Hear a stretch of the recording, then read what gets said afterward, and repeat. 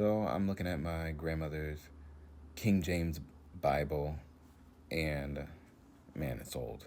But in the back, it talks about the books of the apocrypha.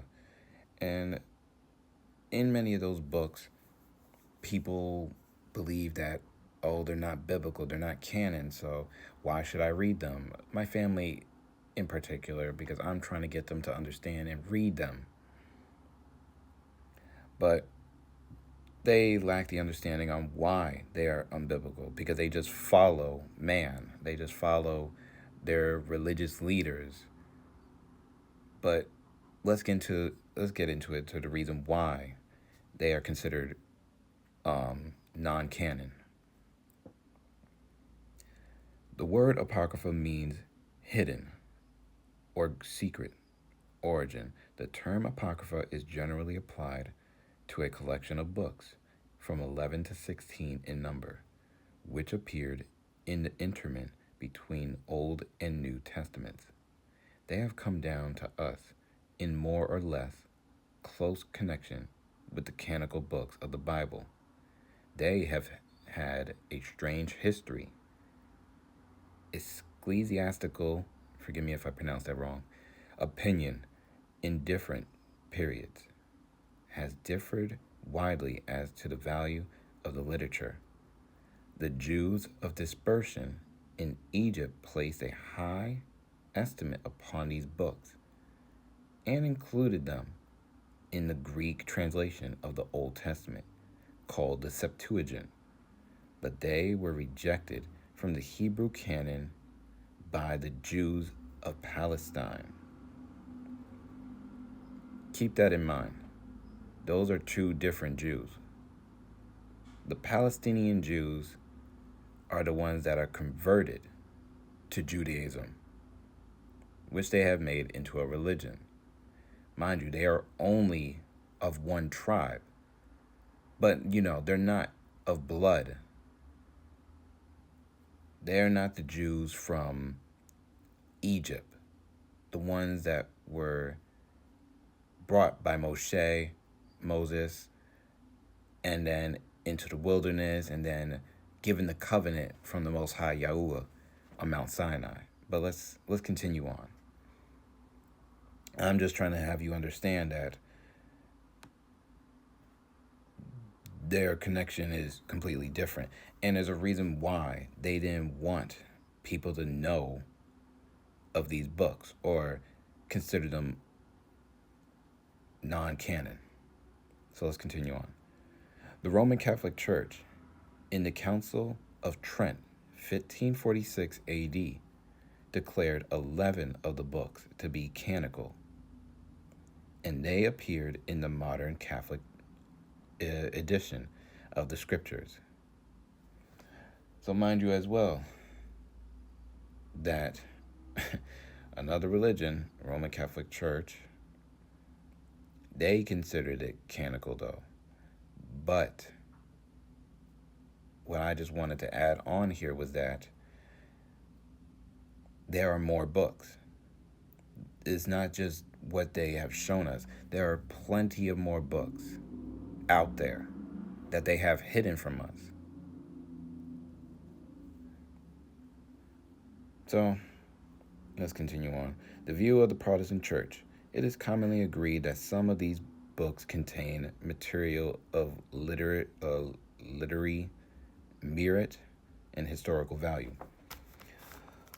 But the canoncy has been rejected, and they have been gradually omitted from the modern editions of the Protestant Bibles of the following reasons. 1, they are never quoted by Jesus, and it is doubtful if they were ever alluded to by the apostles. 2, most of the early fathers regard them as uninspired. So now, there we go again. We're listening to people who were not in covenant with the Most High. This is what I've been trying to get to my family to understand. We need to come out of these religions because they are not brought to us. I mean, they were they were first given to us through our slave masters, through our ancestors, through our disobedience when we were in slavery. We were taught of these religions. We were taught how we are to understand the Bible through their philosophies and empty deceits that they have taught us.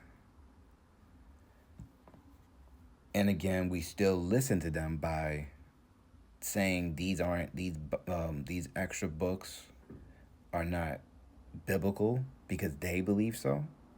Meanwhile, they were not the ones taking the covenant on Mount Sinai. So let me show you a quick clip. Well, not a quick clip, but it's just a little quick picture. And this is from Truth Unedited. He shows you through numerous videos he has that it can keep going.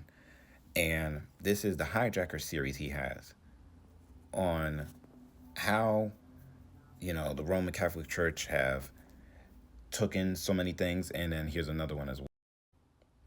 This one right here, it's about the fathers right there. Testing Christianity.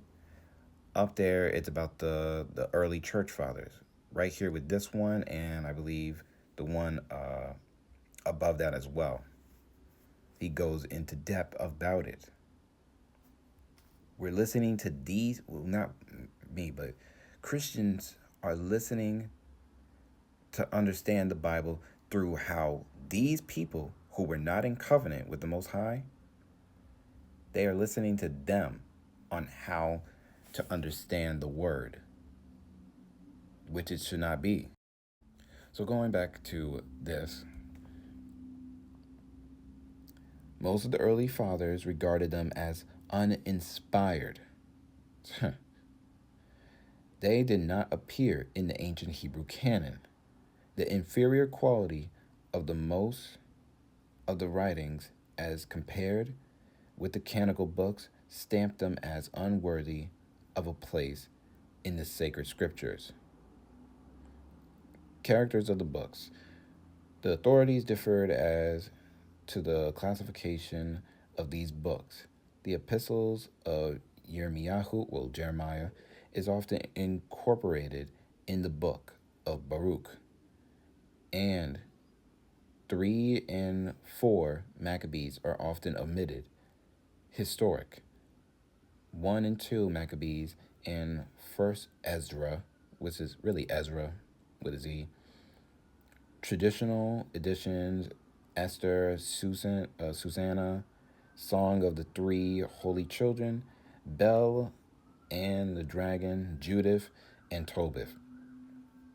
Prophetic Baruch and stuff like that. So, again, all I can just keep saying is this is why I constantly am trying to place on their mind that we are not to follow religion. Christianity was built by those church fathers, or those men. I'll just go back to the picture. So these men up here, they are Grecians. They were not on Mount Sinai with the covenant of the Most High, but yet they are the same ones that told you through slavery of your ancestors getting beat, oppressed, hung, all of that stuff because of their disobedience to the Most High. Those same people, through their children's children, etc., have told you that the ones who are in covenant now are the Christians. How that makes sense?